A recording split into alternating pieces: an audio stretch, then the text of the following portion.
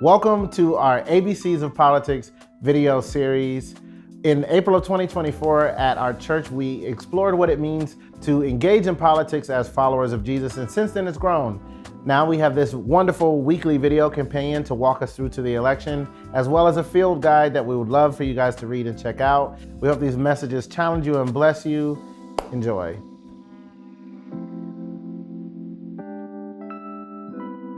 Our focus is following Jesus and discerning how Jesus wants his followers to think and act as we engage in the realm of influencing governmental policy. Politics is not the end game. Politics is the context in which we want to be faithful servants of King Jesus.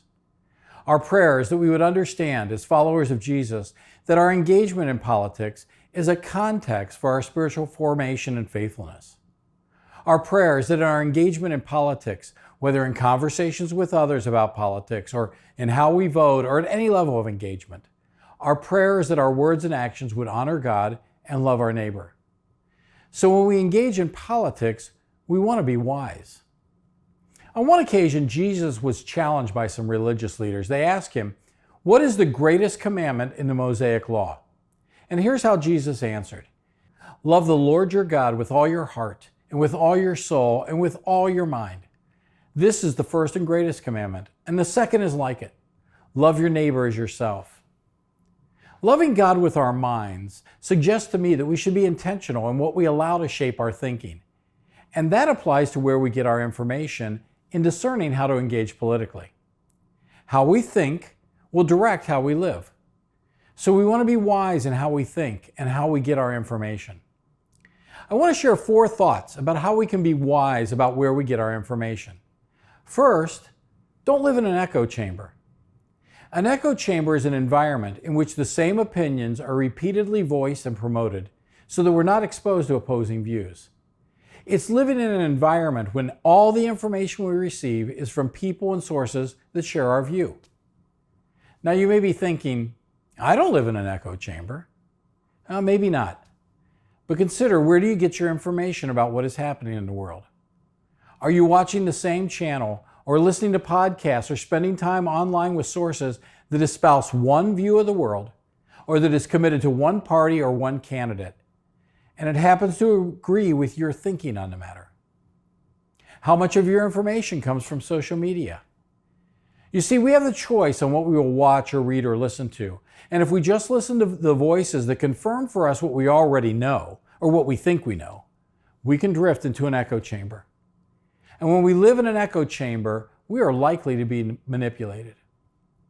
The reason I ask about how much of your information comes from social media is because many social media platforms are tracking your participation and using algorithms to guide you to additional programs or videos or posts that are similar. Be aware, there is a real danger of creating an echo chamber when we rely on algorithmic-driven social media for our information.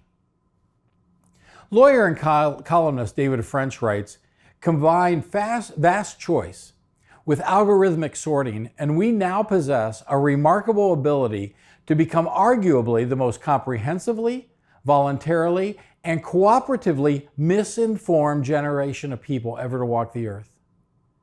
The terms voluntarily and cooperatively are key. We're misinformed, David writes, because we like the misinformation we receive and are eager for more. Did you hear that? Comprehensively, voluntarily, and cooperatively misinformed, because we like the misinformation we receive. Friends, that is not being wise. Not only do echo chambers make us misinformed, they can lead us to extremism and polarization. In 2019, the organization More in Common released a study that looked at the perception gap among Americans. How extreme do people think their political opponents are? Among their findings was that Democrats and Republicans assumed that almost twice as many people on the other side hold extreme views than they really do. They saw their political opponents as more extreme than they really were. And one of the most intriguing findings was that those who consumed a lot of political media were even more wrong about their political opponents. For example, people who consume news most of the time were almost three times as inaccurate as those who consume it only now and then. Why is that? It's the power of the echo chamber. If your source of information only has one view, it will lead to extremism. And the more extreme your views, the more likely you are to perceive your partisan opponents as extreme.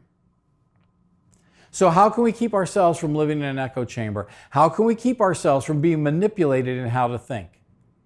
And that brings me to the second point about being wise and where we get our information. Listen to people who disagree with you. We are all vulnerable to drifting into our own echo chambers unless we're purposeful and thoughtful. Pay attention to what you're watching and reading and listen to. And listen to or watch or read smart people who disagree with you. As I was working on this, I did my own survey of my information sources and realized I had to make some changes. I needed to add some trustworthy sources that had a different point of view on some issues that matter to me. And so I have. If there's an issue that matters to you, read different perspectives. Look for conversations, not people screaming at each other, but look for conversations of knowledgeable civil people who have a different point of view regarding a matter. To avoid drifting into an echo chamber, listen to people who disagree with you. Another step we can take to be wise and where we get our information is to be in relationship with people who disagree with you. I'm fortunate. On the political spectrum, I have family members who are much farther than me in one direction on the political spectrum, and 3 of my closest friends outside my family are farther than me in the other direction on the political spectrum. And this has led over the years to all kinds of conversations. Some enjoyable, some heated, some hilarious. And I've learned so much because I've been in conversations with people who think differently than me. But there's a better example than me. Look at Jesus. Now, Jesus didn't need to gain more knowledge or different perspectives, but perhaps his followers did.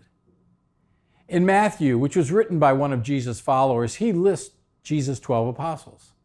Many he describes by family affiliation, but his description of 2 of them are noteworthy. He describes himself as Matthew the tax collector, and one of the other disciples he describes as Simon the Zealot. Now, why is this significant? At the time, there was a huge political debate within Israel on how to deal with the Roman government who occupied Judea. On one side were the Zealots. They opposed Rome even to the point of violence. And there was another group, the tax collectors. They cooperated with Rome and even collected taxes from their fellow Israelis on behalf of Rome. So within Jesus' own little group, we find political diversity. A zealot and a tax collector. And I want to thank the Redeeming Babel group for this insight. Can you imagine that first dinner of Jesus' followers? Let's go around the table and introduce ourselves. Hi, I'm Matthew, and I've made my fortune by cooperating with the Romans. Thank you for paying your taxes. I think it's a smart thing for us to work with Rome.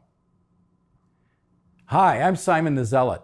My whole identity is based upon opposing the evil empire of Rome and traitors like Matthew over there.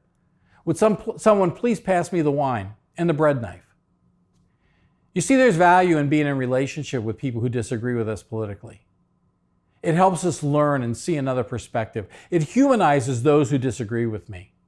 And it reminds me that there's something that matters more than politics. My allegiance to Jesus and the kingdom of God. I imagine that's what Matthew and Simon learned from Jesus. A final point of being wise about where you get your information. Don't let a political party or candidate dictate your thinking. Candidates and political parties have a tendency to make the political world binary. We're good, they're evil. Anything the other side does is bad. Anything we do is good. I've always appreciated the observation of Russian dissident Alexander Solzhenitsyn. He says, if only there were evil people somewhere insidiously committing evil deeds, and it were necessary only to separate them from the rest of us and destroy them. But the line dividing good and evil cuts through the heart of every human being. You see, people are not good or evil. They are good and evil, all of us. That doesn't mean that all candidates are morally equivalent or the policy difference do not matter.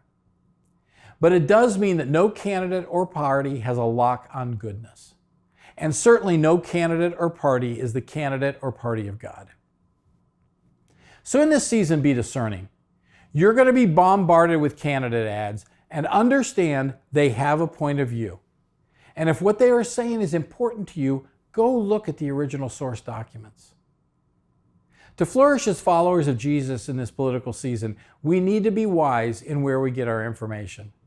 So let's remember, don't live in an echo chamber. Listen to people who disagree with you. Third, be in a relationship with people who disagree with you. And fourth, don't let a party or candidate dictate your thinking.